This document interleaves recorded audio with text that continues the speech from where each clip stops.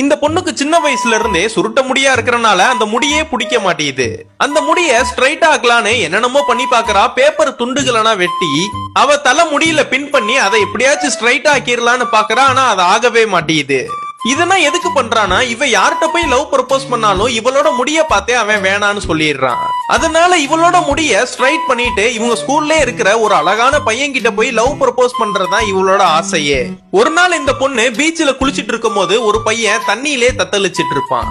அந்த பையனை காப்பாத்தி கரைக்கு தூக்கிட்டு வந்து அவனை புழைக்க வச்சிடறா.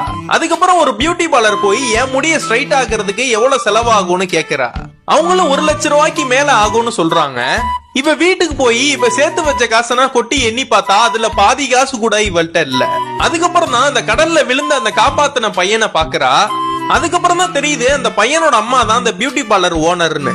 அதுக்கப்புறம் அவங்க அம்மாவும், நீ ஒழுங்கா நல்லா என் பையனை நீ பாத்துக்கிட்டனா உனக்கு நானே ஃப்ரீயாவே ஹேர் ஸ்ட்ரைட் பண்ணி விட்டுறேன்னு சொல்லிடுறாங்க. அதனால இந்த பொண்ணும் அந்த பையனை நல்லாவே பாத்துக்கிறா. அந்த பையனை நல்லா பாத்துக்கிறனால இந்த அம்மாவும் அந்த பொண்ணை கூப்பிட்டு ஹேர் ஸ்ட்ரைட் பண்ணி விட்டுறாங்க. எல்லாம் ஃபுல்லா கம்ப்ளீட்டா பண்ணி முடிச்சதுக்கு அப்புறம் ஸ்கூல்ல உள்ள எல்லாரையுமே டூருக்கு கூட்டிட்டு போறாங்க. அப்ப இந்த பொண்ணு வரா. அந்த ஸ்கூல்ல இருக்கிற எல்லா பசங்களுமே இந்த பொண்ணை பார்த்து சைட் அடிக்கிறானுங்க.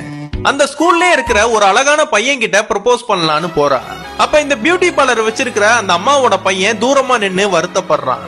ஆனா இந்த பையன் அந்த பொண்ணை ஒன் சைடா லவ் பண்ணிருப்பான். அந்த பொண்ணு பேச போனதை பார்த்துட்டு சேடா இவனு கிளம்பிடுறான். அதுக்கப்புறம் இந்த பொண்ணு வீட்டுக்கு வந்தோன்னே அங்க என்ன நடந்துச்சுன்னு நீ கேட்க மாட்டியான்னு கேக்குறா. அந்த பையனும் என்னன்னு கேக்குறப்ப அங்க நடந்த எல்லா விஷயத்தையுமே சொல்றா. நான் உனக்கு லவ் ப்ரப்போஸ் பண்ணணும் தான் நான் இவ்வளவு இது பண்ணேன். ஆனா எனக்கு இப்ப உன் மேல இன்ட்ரெஸ்ட் இல்ல, நான் வேற ஒரு பையனை லவ் பண்றேன்னு சொல்றா.